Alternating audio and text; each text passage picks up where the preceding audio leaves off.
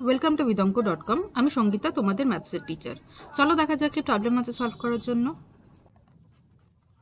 3 অঙ্ক বিশিষ্ট এমন একটি সংখ্যা নির্ণয় করো যার অঙ্কগুলি বিপরীত ক্রমে বসালে সংখ্যাটি একই থাকে এবং যার অঙ্কগুলির যোগফল 16 এবং একক ও দশক স্থানীয় অঙ্কগুলির অন্তরফল হচ্ছে 2। ওকে, তো তাহলে বলছে এটি 3 অঙ্ক বিশিষ্ট সংখ্যা যা অঙ্কগুলিকে যদি বিপরীত ক্রমে বসাই, মানে একক, ধরো সংখ্যাটি হচ্ছে এরকম 2 3 5, ঠিক আছে। তো এটা হচ্ছে এককের অঙ্ক হচ্ছে 5, দশকের অঙ্ক হচ্ছে 3 আর শতকের অঙ্ক হচ্ছে 2। এবারে যদি এর যে এই যে নম্বরগুলো আছে এগুলোকে যদি বিপরীত ক্রমে বসাই, মানে 5কে যদি শতকের ঘরে বসাই, 3কে দশকের ঘরে যেমন বসলে তেমন, আর 2কে যদি শতকের ঘরে আছে তো এটাকে যদি এককের ঘরে বসাই, মানে এরকম করে বিপরীত ক্রমে যদি আমি অর্ডারে বসাই, তো তাহলে বলছে যে সংখ্যাটি একই থাকে।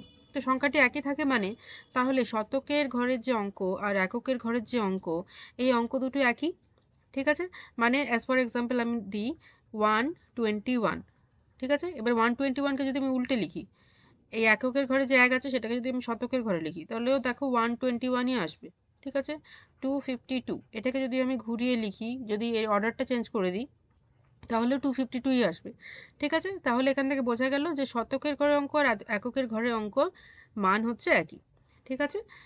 আচ্ছা, তো তাহলে ধরি শতক ও এককের অঙ্ক হচ্ছে x, ওকে, আর দশকের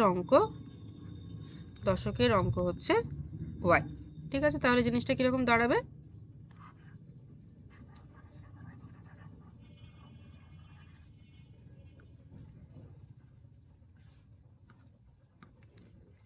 জিনিসটা এভাবে দাঁড়াবে, এটা হলো এককের অঙ্ক, এটা দশক, এটা শতক। তাহলে এখানে থাকবে x, এটা y, x, ঠিক আছে।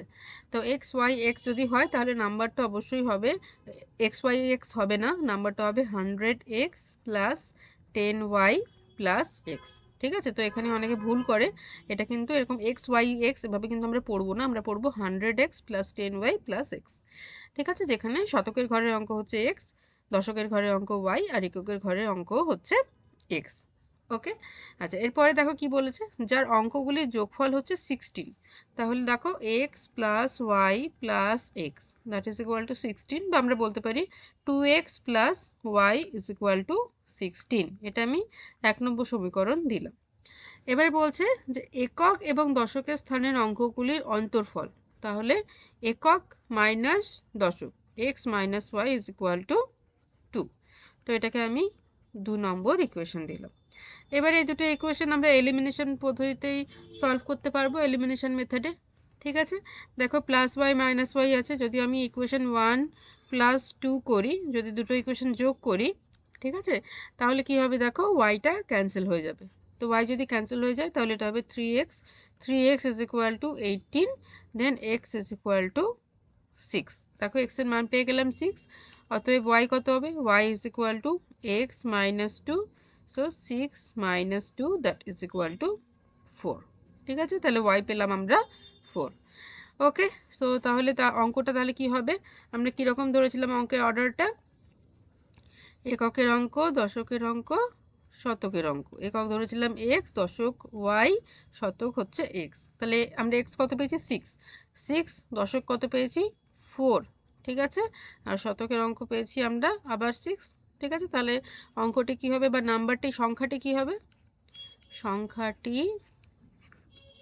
হলো 646, ওকে, সংখ্যাটি হলো 646। তো এটাই হলো আমাদের আনসার।